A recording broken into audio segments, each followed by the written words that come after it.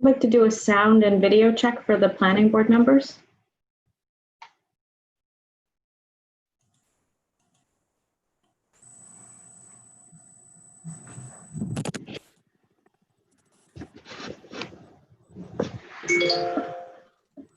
I see Kathleen and Cindy. Yeah, I'm here. Okay.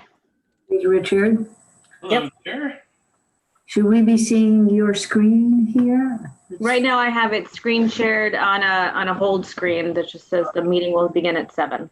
Okay, that's what I'm seeing. Yeah. Okay. All right.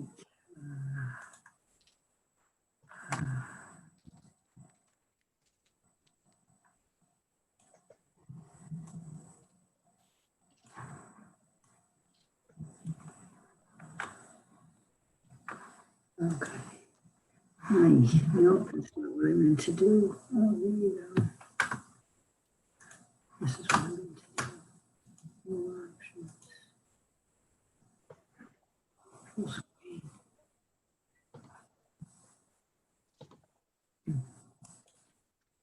There's a Lucia and a Rex in the attendees box. Neither of those are nicknames for board members, correct?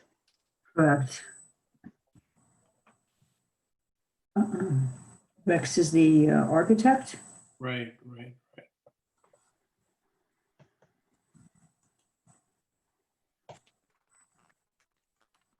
Okay, I'm gonna go live to the streaming Okay. right now.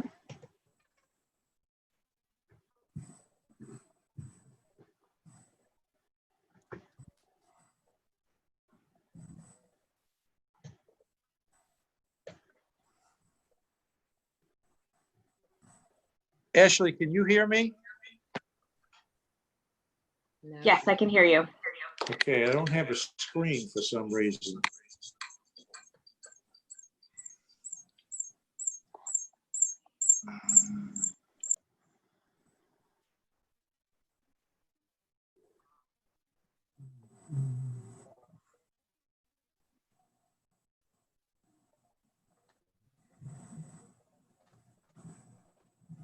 It shows that your video is enabled.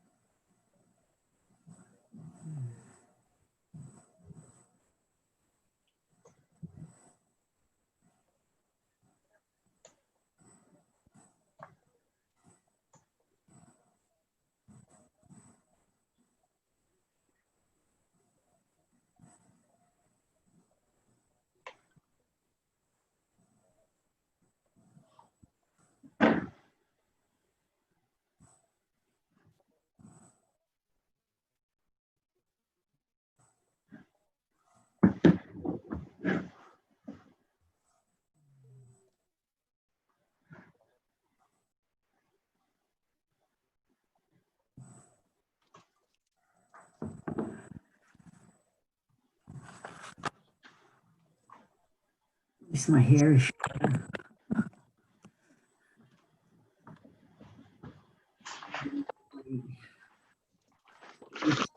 Right. Let's see if I can.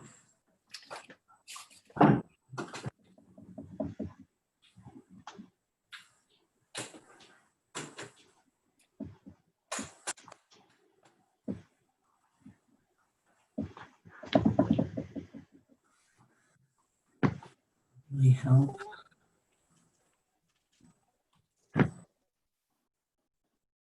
You-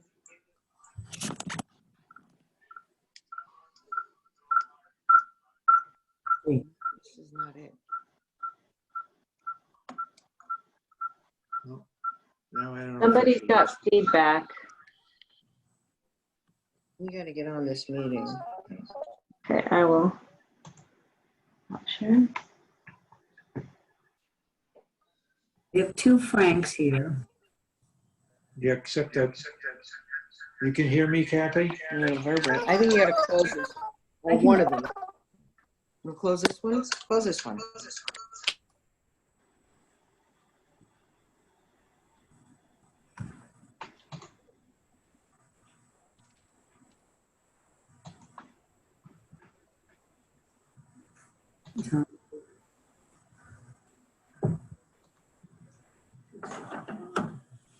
You have time to get this straightened out.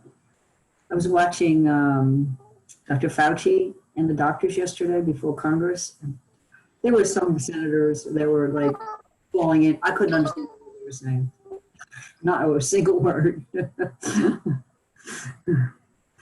And neither could Dr. Fauci.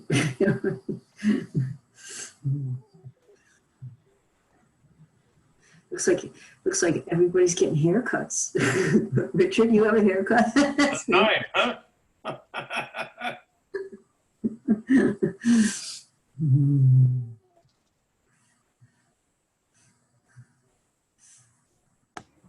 I have to note, prices did go up though. They did. They charged me a huge uptick. Yep, yep. Gallery, that's what I was, the gallery. Right. The last time that we did it. Narrow Frank's screen. There it is. Oh, thank God. Microphone on or off? I don't know, can anyone hear me? Yes, we can. Okay, great. Sounds a little bit chipmunky. Yeah. There's some noise in the background. Greg, what you might be able to do is mute your computer and turn off the volume and then just call in by phone. You talking to me? Yes. Why, So- you can't hear me or you can hear me, right? There's like a feedback. Oh, feedback. Yeah, it has like a little chipmunky Okay. sound to it. Okay, there's a lot of chipmunks around here. Yeah, shut that off. Unless you're licensed wildlife. I just read this. You can't catch a chipmunk or any animal and rehome it yourself. Get that, maybe that volume is up too high. No, hold on a second. I want to, where was that volume?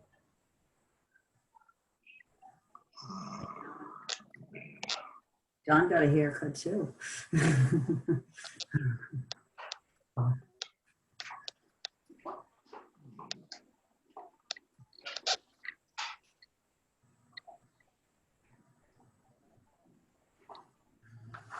All right, Ashley, say that again. I should call in. Actually, it sounds a lot better now. So Okay. Squirrels went away. There's a little bit of like, it sounds like an echo after you speak. There's a little bit. Maybe I was too close to, how about now? Is it better now? Ooh.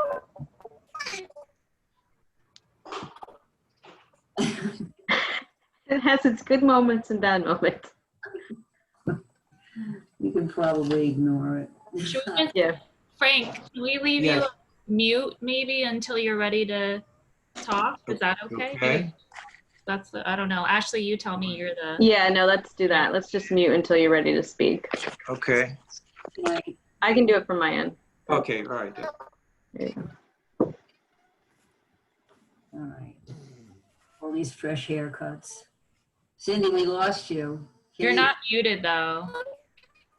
No, we can't hear you at all.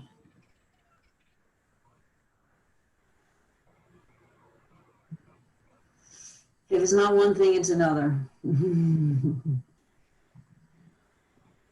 Looks like she's gonna sign back in. Yeah, she's gonna try again. When we first started this, she for some reason was having a lot of problems and like had to phone in a couple of times. I don't have fancy equipment, so mine seems to work.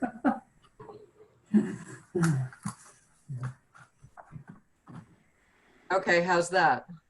Much better. Ah, Works. okay. Maybe even if you don't hear me, I don't know. I don't know. All right, we're all here. And it's 7 o'clock. So let's call this meeting to order. It's June 24th. This is the Village of Amerenik Planning Board meeting, a regularly scheduled meeting. If we were all together, I would notice the fire exits, but there's no reason to do that right now unless you want to know how to get out of your house. But I don't know. So we have one item on the agenda tonight. And it's 139 East Prospect Avenue, which is before the planning board for a site plan and a special permit. We have an open public hearing. Tonight, we're going to consider the secret determination for this project. I just want to remind everybody, because I had to take a step back and remind myself where we are with this application, because it seems like we've been looking at it for months, because we have. But we're still really at the beginning of the application. We opened a public hearing because the code requires that we do so for the special permit application. And that happened back in January. The next step is the environmental review, which determines what the procedures are going forward. And this is all according to either New York State law or village code. So the environmental review is known as SEQRA, and that's the State Environmental Quality Review Act. We typed this action as an unlisted action back in January. And our next step is to determine the environmental impact of this project and whether it's severe enough or large enough to warrant a full review. That's where we are now. We're not deciding on the project. We're not voting on the project. That's several steps down the road. The next step after we determine the SEQRA determination is for the applicant to go before the HCZM for consistency review. HCZM determines if the project is consistent with the LWRP. The planning board's work stops until that happens because oftentimes the project changes during that review. And when that's completed, and if assuming that consistency is found with the changes that are made, it's back and forth many times, then we come back to the planning board for the site plan and the special permit review. So that's where we are right now. So during our initial review, a couple of issues have come up, mostly code issues. So that's what we want to talk about a little bit tonight. That's why we have our building inspector with us, Frank, and I hope I'm pronouncing your name right, Cavalacci. Give me a thumbs up. Okay, good. My husband's part Italian, so I got the Italian down. So the couple of issues that came up were the application of the flood code and the multiple dwellings law. And obviously this is very important because the code and the laws guide our decision making with all our projects. We don't do things because we like them or we don't like them or whatever, although the aesthetics does play into the site plan review and some of the things we do, but mostly we are following the codes. So before we begin, we have a privileged and confidential attorney-client communication from our attorney, Ms. Mason. And I need a vote to release the confidentiality so we can discuss the contents of this memo. It's regarding the multiple dwellings inquiries. I believe it's already been shared with the applicant and it's been shared with the building inspector. No, it hasn't. With the building inspector, but not the applicant. Okay. So I need a motion to release the confidentiality of this memo so that we can discuss it at the meeting tonight. So moved. Second. All right. It doesn't matter, just go. Right. We got it. I mean, I guess Betty Ann is not with us tonight. She's on vacation. I don't think she's tuning in from home, at least I hope not. But she will be looking obviously at the tape in order to do the minutes, and we reflect who makes motions and who seconds and things like that. Okay, so the vote is on whether or not to release the memo for discussion tonight. Richard, Yes. John, Yes. Cindy, Yes. and I vote yes. And we are missing Mr. Mendez this evening. We're wishing him a happy wedding anniversary. He's excused from this meeting, good reason. Okay, so with that, why don't we start with the multiple dwellings law? And I guess to give a little recap, when the project came to us, the building inspector had deemed it zoning compliant. As we looked further into this, one thing we all learned was that the multiple dwellings law is not part of the zoning code. So now we are kind of circling back and looking at whether or not the multiple dwellings law applies to this project or not. Christine Mason, do you want to kind of start the discussion based on your memo that you sent to the board? Sure. Well, there were 5 questions asked at the last meeting. The first 2 really are for the building inspector to answer. One of those questions was, how is the building department applying the multiple dwellings law? And if they aren't applying it, why not?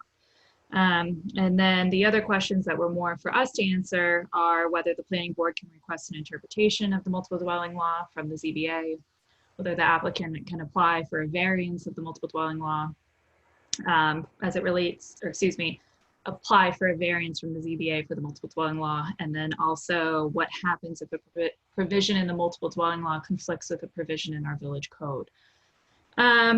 So I will just, unless you want me to go very in depth, because it can be quite complicated, I will try to kind of give a cursory overview and answer those 3 questions.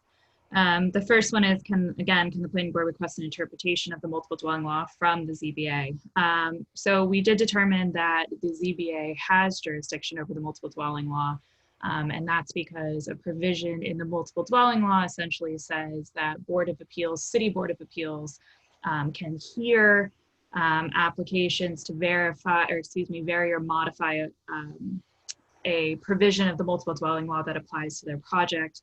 And villages are included within those cities. So essentially, the ZBA is permitted again to vary or modify any provisions of the multiple dwelling law. So that actually essentially answers the second question, which is, can an applicant request a variance of the multiple dwelling law? I know I'm jumping ahead, but that's just an FYI. So then once we determine that the ZBA has jurisdiction of the MDL, the next question is, does the MDL, or excuse me, does the ZBA's jurisdiction over the multiple dwelling law include the authority to issue interpretations? And our answer overall is no. We feel that they are, under the multiple dwellings law, the ZBA is limited to, again, varying or modifying provisions of the multiple dwelling law. It does not allow specifically for interpretations, even though our code allows for interpretations from a determination of the building inspector. The multiple dwelling law limits it. And so then that takes us to the last question. And excuse me if I'm skipping ahead on anything. Like I said, there's a lot here. So if you need me to go back, please let me know. But which takes precedent, the village code or the multiple dwelling law? And again, there's a provision that provides for this in the multiple dwelling law that essentially says that the more restrictive provision takes precedence over the lesser requirement. So if something in our code is more restrictive than the multiple dwelling law, that takes precedent. If something in the multiple dwelling law is more restrictive than our code, again, that takes precedence. So I know I've gone through that very quickly. There's a lot there. So please, if you have questions or anything was unclear, revert back and ask me. Does anybody, I mean, we all got this memo in advance, so hopefully we were able to read it. Does anybody have any questions about Christie's determination and what you just said and what's in the memo? So I guess I need a little bit of a clarification. So this part of our code is not technically included in the section on zoning. It's a different code section. So if there's been a determination that a project is zoning compliant, that doesn't mean that it is or is not, that it is compliant with the multiple dwellings law. Just like any other code section, an application has to comply with all of these things. Exactly. So we are not considering for instance, a zoning determination or zoning compliance determination to apply to the multiple dwellings law unless we were told otherwise, or unless a separate determination has been made outside of that. We consider it's a separate portion of the code. It's not part of the zoning ordinance. And so again, zoning determinations don't necessarily apply to the multiple dwelling law. And that seems consistent with the fact that the ZBA can't issue an interpretation on it because it's not a zoning code. No. Okay, well, that makes sense. I mean, I have some questions about the multiple dwelling law statute itself, but I'd like to, I think, maybe hear more from Mr. Tavolacci or any other board members who have questions. Before we get to that, because I think the big issue is, does the multiple dwellings law apply to this particular project? Right. And that would be the determination of Mr. Tavolacci. Before we get there, does anybody else have any questions of Ms. Mason with regards to some of the legal framework for this as we move forward? No? Okay. So the question is, does the multiple dwellings law apply to this project? For those of you just tuning in, Mr. Tavolacci had a little issue with his mic. He might have a little bit of echo, but we're going to unmute him and see what happens. Okay. Ashley, can you unmute Frank, please? Okay, Frank. I actually did it myself. You're up. Okay, good. Is there an echo or can you hear me okay? We hear you just fine now. Great. Okay, so historically, when we do this zoning compliance checklist, and that's what it is, it's 11-item checklist. Lot area, lot frontage, floor ratio, setbacks. It's a real cursory review of the plan. I did not get into the multiple dwelling law when I made this determination of zoning compliance. I was strictly thinking of our zoning laws. But that doesn't mean that we can't or we should do it. In fact, I think the applicants should have the opportunity maybe to come back and comply to the multiple dwelling law. So we don't actually, the point where this checklist originates, we don't get really deep into the plans for zoning compliance. We don't check everything. It's just a cursory review with these 11 items, which is what I did. I did have discussions with Greg Cutler. We did subsequently get into a couple of the items of the multiple dwelling law as far as the rear yard setback and all that. But my original determination, I was following our zoning laws. So are you of the opinion, because here's where the issue lies with us. The multiple dwelling law states that an interior lot, which is what this is, within 100 feet of the point of intersection of the two street lines, intersecting at an angle of 135 degrees or less, and that then kicks off the requirement of a rear yard. Right, yes. Is this lot within 100 feet of the point of intersection of two street lines at an angle of 135 degrees or less? Would this provision of the law apply to this project? I think that's the bottom line question. Am I right, everybody? Yes. Yeah. That's the So- bottom. Right. So the bottom line answer is that project is more than 100 feet from the intersection of Amerenik Avenue and where the project sits. So that's the discussion I got into with Greg Cutler, that the project was more than 100 feet, and the bulk requirement would not apply, so that rear yard setback of 30 feet would not apply. And that was, you know, us collaborating on that type of thing. It wasn't, you know, my determination solely. It was, we discussed it, and that's what the consensus was. Okay, I read that statute a little differently. I read it as the chair said, it's not from the point of an intersection. It's the intersection of two street lines. So I don't think that the location of Mamaroneck Avenue and East Prospect, that intersection, and the intersection with Tompkins and East Prospect are the points that we're talking about. It says not an intersection of two street lines. And I would guess that probably it is within 100 feet of two street lines. And if the code wanted to say of an intersection, they would have said that and not said an intersection of two street lines. So I actually think it's more than 100 feet from Tompkins also. I mean, I would have to check that, but that never came up. It was always from Mamaroneck Avenue. The discussions I had with Greg Cutler was we were talking about Mamaroneck Avenue. And again, it doesn't say the street lines have to be on different streets.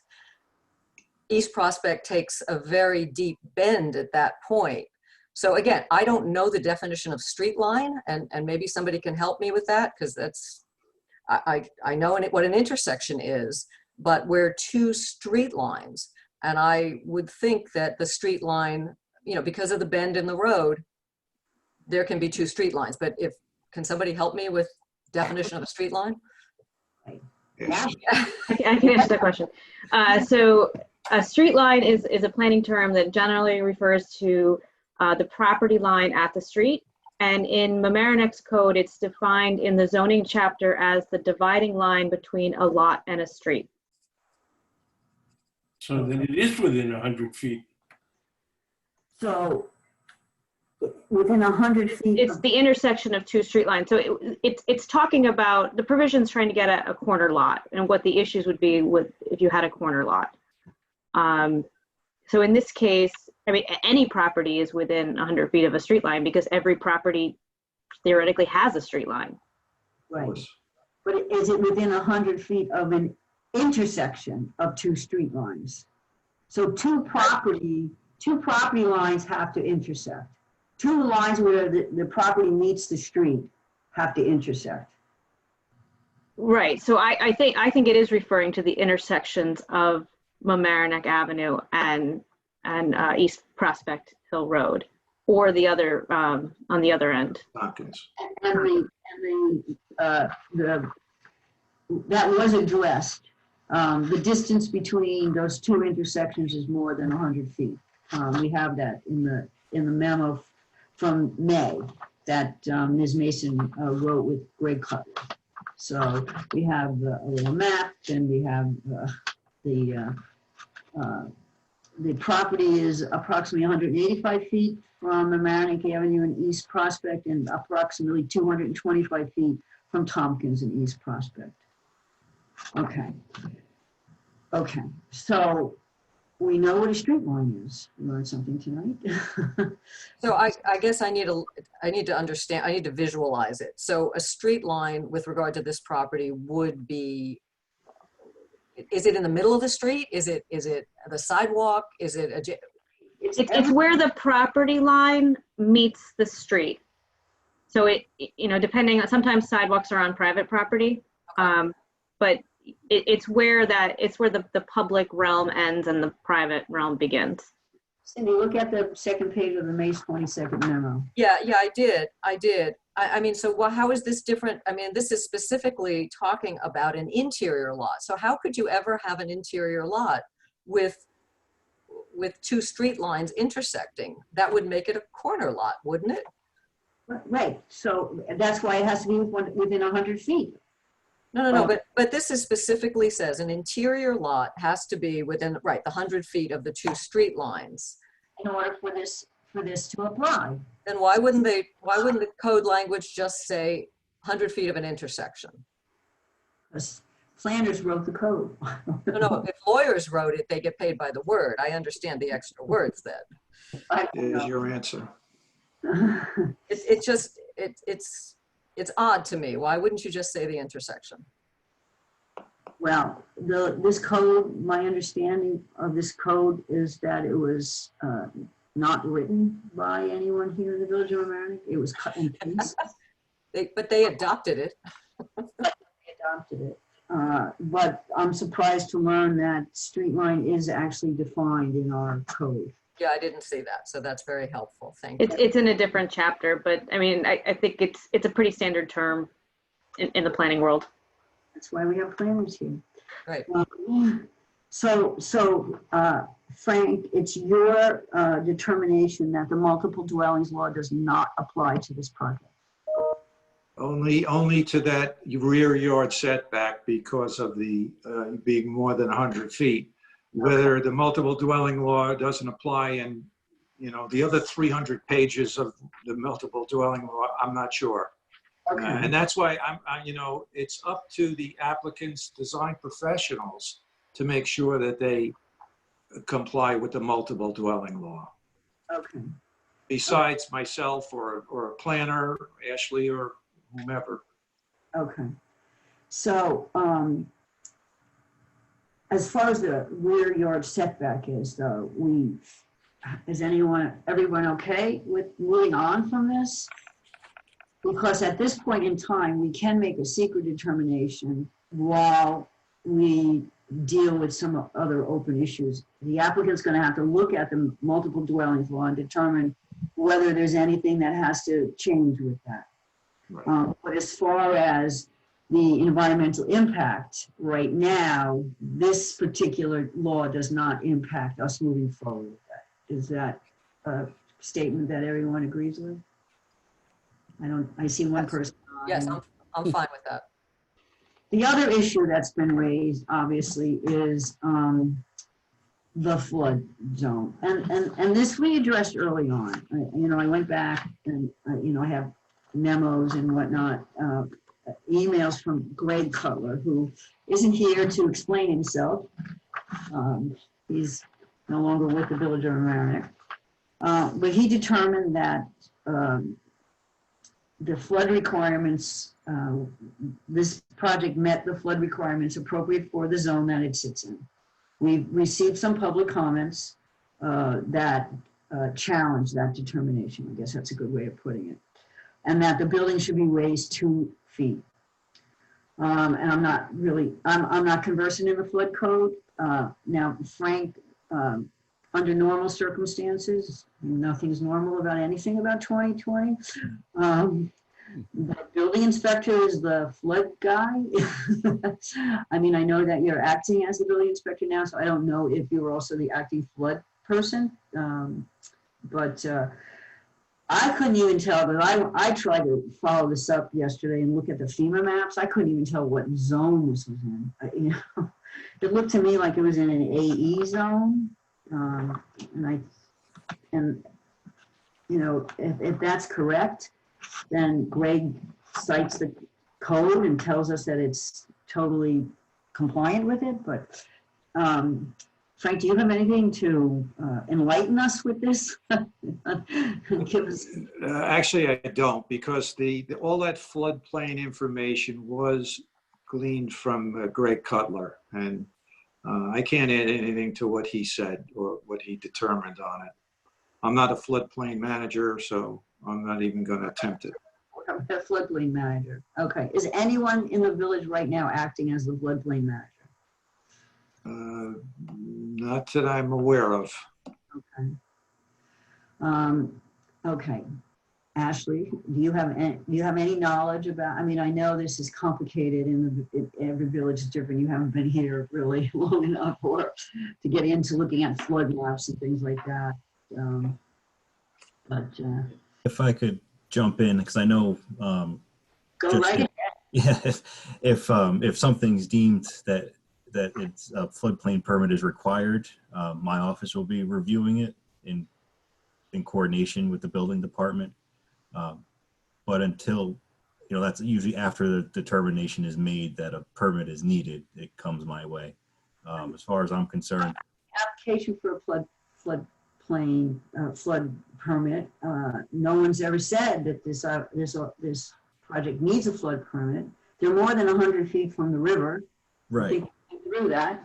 And I believe what Greg's, if I remember, this is off memory, it came up about the definition of what that lower floor of the building Right. is. And, it's not, because it's unfinished, it's storage, it's parking, that, it can flood. I mean, that does not have to be 2 feet above.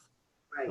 So that was his interpretation, and that's kind of been Flow accepted. space and things like that. Yes, I pulled out this memo too that we got from him, his email. The applicant's attorney had their hand raised. They may have something to add to that. If you'd like me to unmute them. Sure. Bring her up. Bring him up, I'm sorry. I keep confusing our attorney. Good evening. Can you all hear me? Yes, we can. Good. Thank you. For the record, my name is Tony Joffrey, a member of the law firm Cuddy and Fader. I also have on the call Rex Gedney, our project architect. You may recall that we discussed this at your April 22nd meeting, and we went through this issue, and Greg Cutler also did comment on this. That lower elevation, that lower floor that is being discussed right now will be used for purposes such as storage, parking, and access, which is permitted to be at that elevation. And we're permitted within the floodplain as long as flood vents are being provided. So we are addressing that requirement. This was discussed with your board on April 22nd, and Greg Cutler did indicate that we satisfied the requirements. That seems to be what I remember too, but I just want to clarify everything, get everything out there so we can move forward here. Does any member of the planning board have any issue with that statement and where we are with this? I mean, remember, we still have a lot of review here to go, and they're going to go to HCDM and have quite a thorough review with the consistency. No? Okay.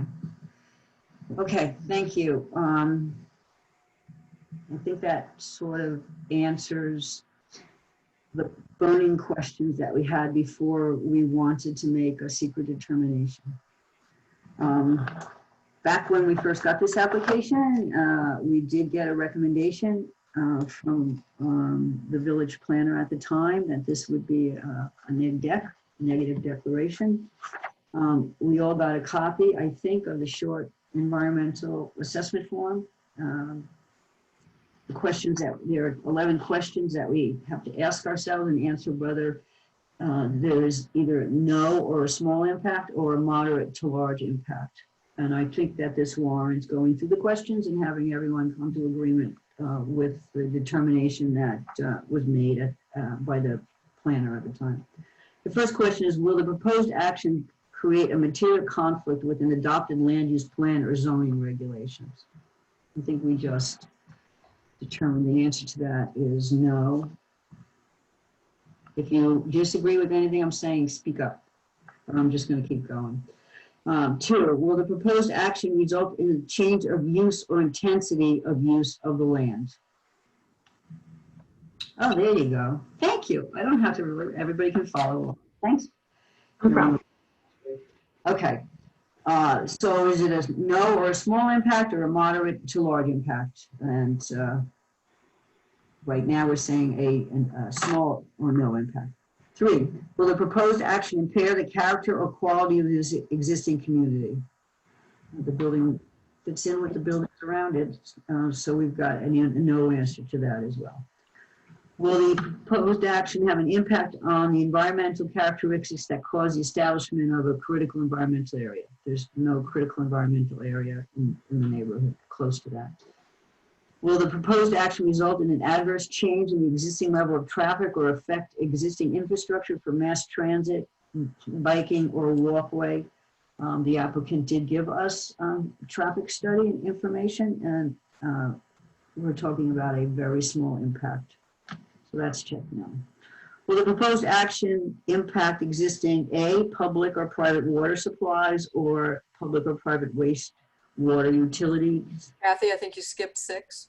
Oh, I did? Did you? Let's go back. Will the proposed action cause an increase in the use of energy and it fails to incorporate reasonable available energy conservation or renewable energy opportunities? We do have as part of our code that we need to have some green building technology incorporated in the buildings, and so that's a no. Kathy, can I ask 7. a question? Just a procedural question is, before we sent these things to HCZM, I thought we were just typing these actions, not making a final secret determination, because once it goes to HCZM, they may have some input that changes the impact of the thing. Do we have to make that determination now, or we just have to type this action before it goes? We typed it. What's the procedural question, or the procedural answer to that question? Well, the other board can't make their approval until the seeker is closed. So this board would, as lead agency, would need to make its negative declaration before any other board could act. Before they can, but they've gone already to HCZM preliminarily, correct? Preliminarily, but they can't go further until we make a secret determination. We never saw anything from HCZM, right? Usually they give us a memo. Are they still working on this? Preliminary. No, well, it looks like they've seen it 3 times, the most recent on April 15th, but they didn't send us anything saying that they had issues or. The is they're waiting for us to make the secret determination. But I remember some other applications, they've been rather, vocal about their suggestions on how we proceed with SECRA. A few recent projects come to mind. Yeah, I truly can't remember, but maybe the applicant remembers if they Didn't get anything from them, but that doesn't mean nothing exists. All right, you're unmuted. Yeah, thank you. So typically what happens in this process is we appear before Harbor Coastal to do a preliminary review. During that time, the other commissions or boards that may be involved are going to make a determination of whether or not they would challenge your lead agency status. So that's the original purpose and the general purpose of that stage in the process. Then we come back to this board for this board to make a determination. Many times it's a type 2 action, so there's no secret determination that needs to be made. And then we have to go back to Harbor Coastal for consistency review. So we, at this point, need this board to take action for secret purposes and hopefully adopt this negative declaration so that we can go back to Harbor Coastal so that they can make a consistency determination. But they've had this on 3 of their agendas, and I don't think we've heard anything from them one way or the other. And I know that was part of the preliminary review, but usually if there's some big problem, we would have heard about it. Right. Some big problem, we would have heard about it. Right. But I also don't think that, I don't know, I don't think we need to hold this up to ask them if they see a big problem.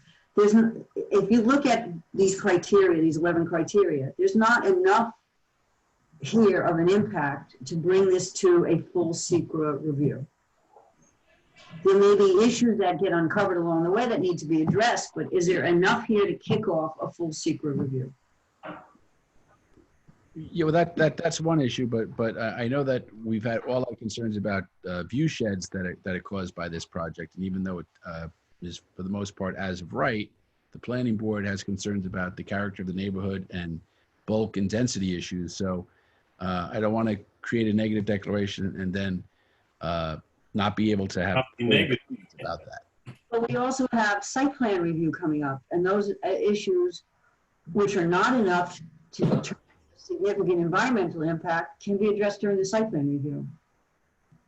That is absolutely correct.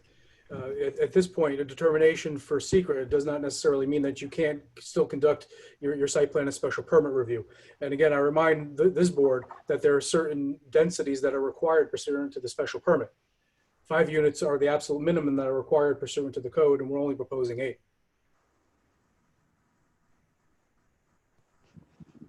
Okay. All right, everyone comfortable with moving forward? Okay. Question 7 was whether there would be an impact on water supply and wastewater treatment utilities. The answer is no. Will the proposed action impair the character or quality of important historic, archaeological, architectural, or aesthetic resources? The actual building that's on the site now is quite old, but it's not listed or of any historical significance, and that was documented. Will the proposed action result in an adverse change to natural resources such as wetlands, water bodies, groundwater, air quality, flora, and fauna? The answer is no. Will the proposed action result in an increase in the potential for erosion, flooding, or drainage problems? And that answer is also no. And the final one is, will the proposed action create a hazard to environmental resources or human health? And that too is no. So, determination of significance. I hope that everyone got a chance to look at this. Basically, this paragraph that Ashley has put up on the screen just reiterates what we just said from the first page, and just describes the application. Infill housing to build a 4-story residential development with 8 one-bedroom units in the C2 district. Rear building is located in the special flood hazard area and therefore subject to requirements of Chapter 186 flood damage prevention. The base flood elevation is 12 feet, and therefore only the basement story at the rear of the building is within the floodplain. And as we discussed earlier, it's used only for storage and access and parking. I believe that's what Mr. Joffrey said. And there will be flow through and vents to the water to flow through in the event of a flood in that area. Anybody will have any discussion with regards to this?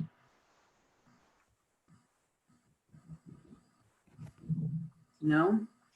Okay, then we need a motion to make a negative declaration, a negative determination for the SECRA determination, so that this applicant can go on to consistency review at HCZM. So moved. Need a second? Second? Okay, vote. Richard? No. John? Yes. Cindy? Yes. And I vote yes. Okay. You're free to go forward. We'll see you back here again. But before Thank you we, very much. Have a good evening. thank you. Stick around just in case. We do have an open public hearing. We have a number of participants here, attendees. I don't know. There was nothing really with regards to the public hearing on the special permit that we discussed tonight, but and we did receive some comments in writing in advance of today's meeting, and they're posted on the website and part of the public record. But if anybody has any other comments they would like to make, if not, we are done for the evening. So Ashley, if anybody's raising their hand. There's no one raising your hand. If you're calling in by phone, you can press *9 to raise your hand, or use the raise your hand feature in the bottom of the participants box.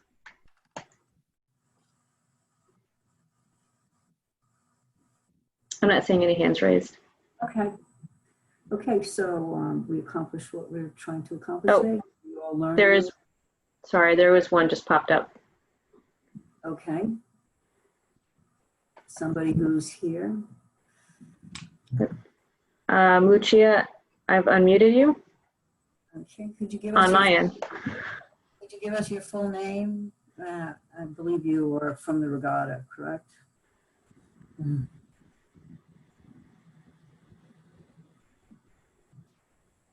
Lucia, you have a comment in addition to the email that you sent earlier this week? You're unmuted.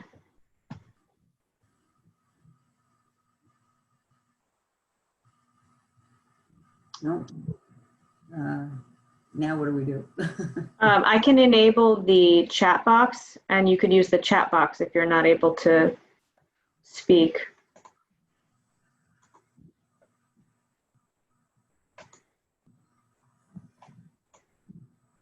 Okay.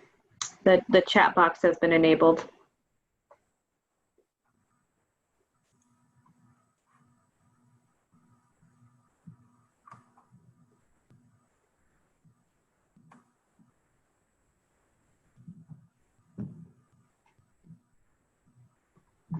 Let me see if anyone's emailed.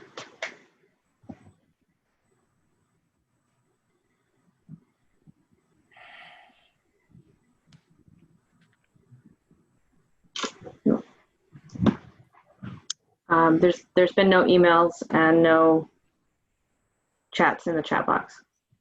Okay. Okay. So I guess we'll be back here again at some point in time. Plenty of opportunity for the public to weigh in. We did receive, as I mentioned in the email. Turn your volume up if she can't hear us. So that's why she's not doing anything. You want to tell her, turn your volume up?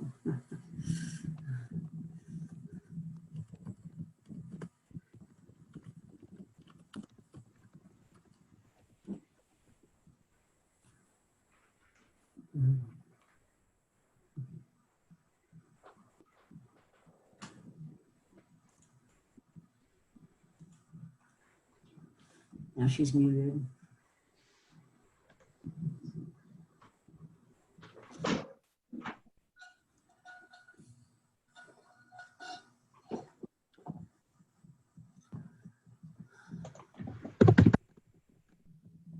Ah, the joys of remote.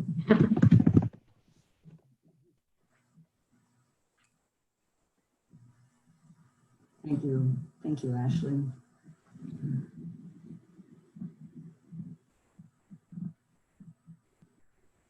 I think it's going to be more a statement than a question.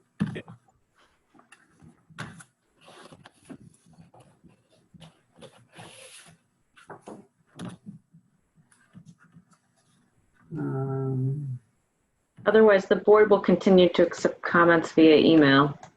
Public hearing is going to be open for a while. I mean, we did receive an email from Lucia. I'm assuming this is Lucia Tatavito, who lives at the Regatta, with regards to her concerns. I could read these into the record, and hopefully that will suffice. Dear Planning Board, I reside in one of the Regatta condo units that would be greatly affected by the development proposed at 139 East Prospect. One, I think the development should have a rear yard of at least 30 feet to give the property decent separation from the Regatta. Residents of the new building and those of the Regatta should not be deprived of light and air by having the buildings too close. Two, the comments that the proposed project would not result in any additional restriction of access to the drive aisle offers little comfort to folks like me who worry about difficulties of our fire equipment reaching our apartments. Please have the applicant and the village fire department tell whether the Regatta meets current fire code. Also, let us know whether we meet village standards. I think that's an issue for the Regatta and not for the planning board in this project. The fire department has signed off on this project and said that the access to the back of the buildings would actually be improved by this project. Three, I'm sending photos of the drive aisle adjacent to our building. There are parking spots here that would seem to impede fire equipment access. Well, the fire department doesn't really agree with you. These are never shown on the site drawings, but they should be so the planning board has a reasonable understanding of the true circumstances. We leave the fire code and the fire determinations up to the fire department and the fire inspector. And they both have looked at the plans and they both have no problem with it. We have a thank you. This is the back of the Regatta concerns, the Regatta concerns building a building too close to the Regatta. I understand they are allowed to build, but why does it have to be on top of the Regatta? I think that it's clear that we have to follow the codes and the laws. And as Mr. Gurney pointed out, this building is as of right. It meets the zoning code and although we will try our best and again offer, at our last meeting, I believe it was, Mr. Sposino offered his assistance if the two parties would like to get together and have discussion as good neighbors would. We certainly would encourage that and see if anything comes of that. But in the meantime, the applicant is free to go on to HCZM, and the public is free to participate in all of the public meetings with regards to the project and have their voices and their opinions noted. Anybody have anything else to add to that? No? Okay, I need a motion to close tonight's meeting. So moved. Second. All in favor? Aye. Aye. Okay, Thanks, thank you, Matt. everyone. Thank you. Thank you. Thank you. Good night. Right. You. Night.